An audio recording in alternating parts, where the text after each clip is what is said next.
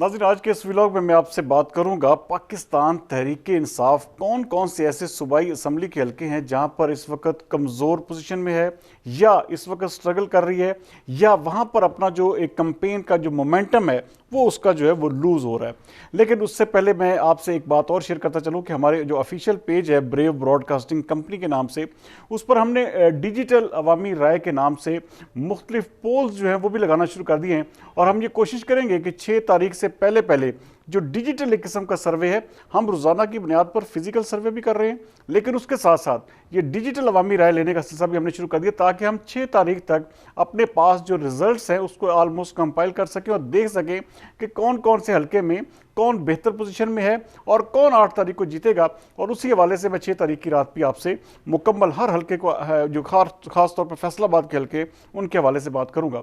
नाज़रीन, इस वक्त पाकिस्तान तहरीक इंसाफ जो है वो कुछ ऐसे सूबाई असम्बली के हलके हैं जहां पर इस वक्त इंतहाई ज़्यादा कमज़ोर पोजीशन में जा चुकी है। ख़ास तौर पर जो PP 107 का हलका है, जावेद नियाज मान जिस वक्त बिल्कुल बॉटम पर जा चुके हैं और उनकी कैंपेन और उनकी सारी चीज़ें जो है मुकम्मल तौर पर जिसे कहते हैं कि वो ऐसी हैं कि जिसको किसी भी सूरत में जो है वो आइडियल नहीं कहा जा सकता। तो ये सीट जो है पाकिस्तान तहरीक इंसाफ फिल वक्त तक लूज़ करती हुई नज़र आ रही है। वहाँ पर चूँकि एक तो इंतहाई उसकी वजह ये, एक तो इंतहाई कमज़ोर उम्मीदवार का चुनाव और दूसरे नंबर पर उसकी आवाम के साथ जो है उनकी वो एक किस्म का वो बेहतर अभी तक लाइजोर नहीं कर सके। दूसरे नंबर पर हल्का है PP 116। वहाँ पर इस्माइल सीला साहब जो हैं वो इंतहाई ज़्यादा जिसे कहते हैं कमज़ोर हो चुके हैं। और सीला साहब वो उम्मीदवार थे जिनका आलमोस्ट स्टार्ट में 50-50 का एक किस्म का रेशो चल रहा था, लेकिन अब इस वक्त तक की जो मेरी वहाँ पर जो फिजिकल सर्वेज हैं और दूसरी रिपोर्ट्स हैं उसकी रोशनी में अगर मैं बात करूँ तो इस्माइल सीला साहब जो है ये इलेक्शन मुझे लूज़ करते हुए नज़र आ रहे हैं और वहाँ पर वो इंतहाई ज़्यादा कमज़ोर पोजीशन में जा रहे हैं और अपनी जो कैंपेन या उनकी जो ग्रिप है वहाँ पर एक किस्म की कमज़ोर पड़ती जा रही है।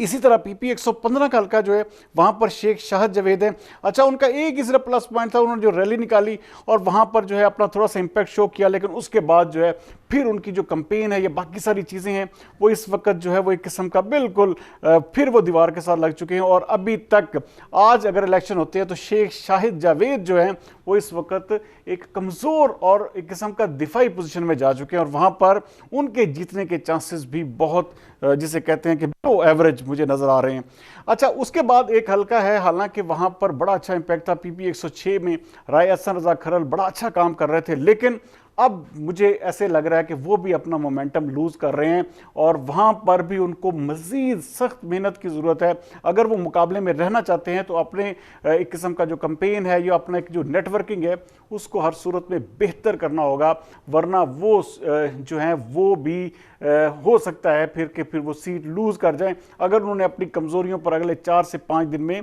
काबू ना पाया। अच्छा, उसके साथ साथ एक हल्का है PP 118। वहाँ पर हालांकि बड़ा कहा जाता था कि भाई ख्याल अहमद कास्त्रो बड़े मजबूत उम्मीदवार हैं, लेकिन वहाँ पर अब तक की रिपोर्ट्स के मुताबिक जो कास्त्रो साहब हैं वो भी इंतहाई कमज़ोर पोजीशन में जा चुके हैं और वहाँ पर वो सीट मुझे लूज़ करते हुए नज़र आ रहे हैं। और इस वक्त तक अगर ग्रेजुअली पूरे PP 118 का मैं जायज़ा लूँ तो वहाँ पर इस वक्त जो उनके मद्दे मुकाबल रज़ाक मलिक हैं वो उनसे बेहतर पोजीशन में जा चुके हैं। यही वजह है कि कास्त्रो साहब भी ये सीट जो है मुझे लूज़ करते हुए नज़र आ रहे हैं। उसके साथ साथ एक और हल्का है PP 110, जहाँ पर मैंने काफ़ी सारे सर्वेस किए। हसन